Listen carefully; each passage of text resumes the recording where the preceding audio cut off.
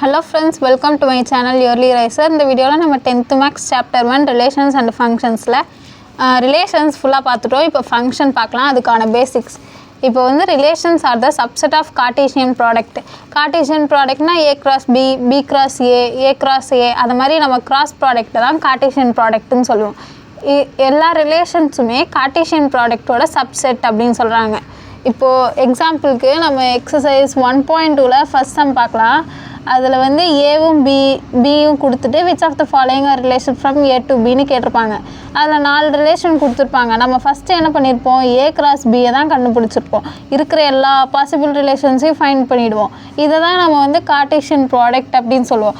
இதில் தான் இந்த ரிலேஷன் 1 இருக்கா, ரிலேஷன் 2 இருக்கா, ரிலேஷன் 3 இருக்கா, ரிலேஷன் 4 இருக்கா நம்ம செக் பண்ணி பார்த்தோம். ரிலேஷன் 1 பார்த்தப்ப ரிலேஷன் 1ல் வந்து ரெண்டுமே இல்லை. அப்போ ரிலேஷன் 2 பார்த்தோன்னா ரிலேஷன் 2லேயும் இல்லை.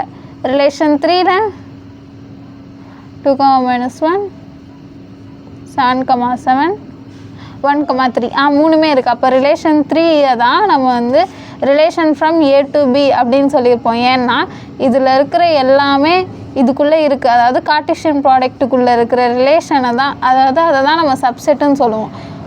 நம்ம ரைட்டிங்கில் கூட எழுதியிருப்போம் 3rd R3 is the subset of A cross B. அப்போ ரிலேஷன் 3 வந்து கார்ட்டீசியன் ப்ராடக்டோட subset.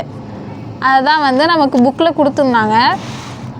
Relations are the subset of Cartesian product. அதே மாதிரி இப்போ நம்ம பார்க்க போகிற ஃபங்க்ஷன் வந்து எதுக்குள்ளே இருக்கும்னா ரிலேஷன்ஸ்குள்ளே இருக்கும்.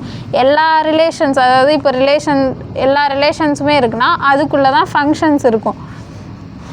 இப்போ ஃபங்க்ஷன்ஸுக்கு சில எக்ஸாம்பிள் பார்க்கலாம். ஃபங்க்ஷனில் சிம்பிளாக சொல்லணுன்னா ஒரு இன்புட்டுக்கு ஒரு அவுட்புட் இருக்கணும்.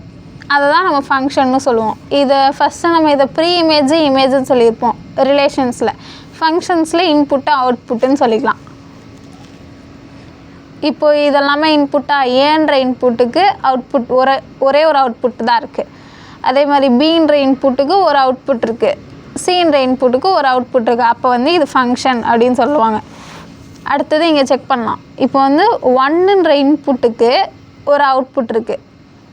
அதே மாதிரி 2ன்ற இன்புட்டுக்கு ஒரு அவுட்புட் இருக்குது, 3ன்ற இன்புட்டுக்கும் ஒரு அவுட்புட் இருக்குது. அப்போ இதையும் நம்ம ஃபங்க்ஷன்னு சொல்லலாம்.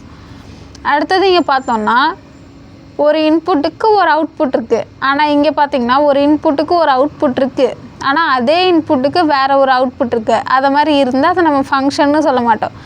ஒரு இன்புட்டுக்கு ஒரு அவுட்புட்டு. இங்கே செகண்டில் பார்த்தோன்னா ஒரு இன்புட்டுக்கு ஒரு அவுட்புட் தான் இருந்தது, ஒரு இன்புட்டுக்கு 2 அவுட்புட் இல்லை.